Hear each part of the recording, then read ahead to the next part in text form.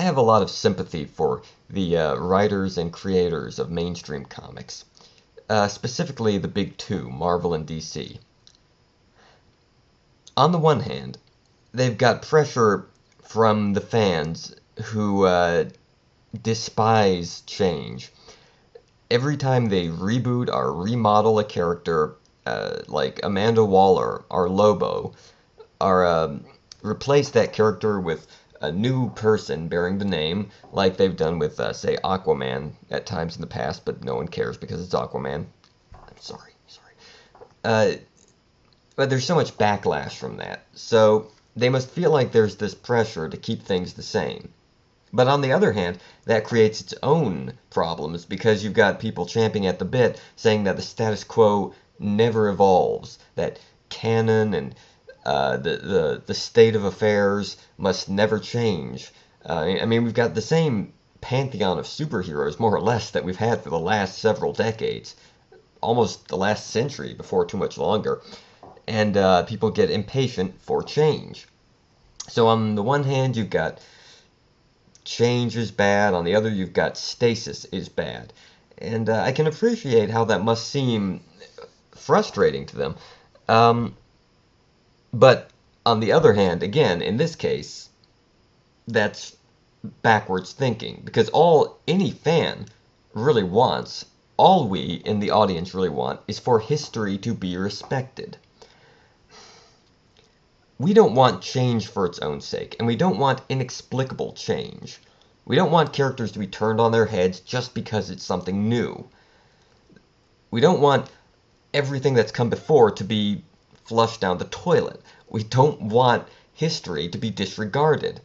And part of respecting history means respecting change, because history leads to change. That's the nature of history. That's the nature of stories, ideally, is that things evolve and go forward. And the problem with adhering to a status quo is that it disregards history in its own way. It means that people don't learn or change from their experiences. I mean, how long has the Fantastic Four been going on? You know, Johnny's still the hot-headed jerk. Sue's still the mother hen. And you know, there are times when you feel like these characters that should have really grown beyond these roles. I mean, shouldn't their little kid Franklin have grown up and gone to college by now? I half expect Quesada to retcon the Fantastic Four marriage eventually. I mean, they're trying. Oftentimes, they try to hop backwards to an earlier state so that they can go forward again to the same place. Or what? J. Jonah Jameson. I mean, he's still exactly the same stereotypical bullheaded neurotic jerk that he's always been. Even though by this point, Spider-Man has saved his life dozens, if not hundreds, of times, and that realistically, this person would have reached some kind of equilibrium by now. But the character never changes. That, in its own way, disrespects history because it makes it so that what's come before doesn't matter.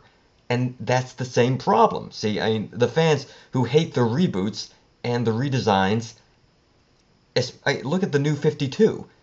DC Comics rebooted its entire continuity, and it's like what came before doesn't matter.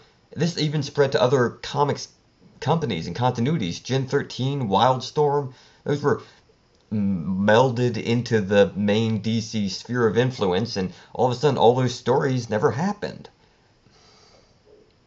So you see, it's really the same problem, and I'm frustrated because the producers, I guess that's what it comes down to. It seems like the producers are in charge, not the storytellers, because I have to believe that storytellers naturally tell stories, and stories are a progression of one thing to another, that characters do evolve naturally, but it just too many chefs in the kitchen, I guess is what it comes down to. But I just hope that at some point the writers and artists and creators of comics are able to gather this consensus, this wisdom, this awareness of what the fans really are complaining about. We want things to matter, and when there's change, we want it to be a natural consequence of what has come before, not just something they pull out of a hat, like with the New 52. Still sounds so dumb every time I hear it. And that's all I want to say right now. I'm just shooting the breeze with you, you know. It's my box. I'll do what I want with it.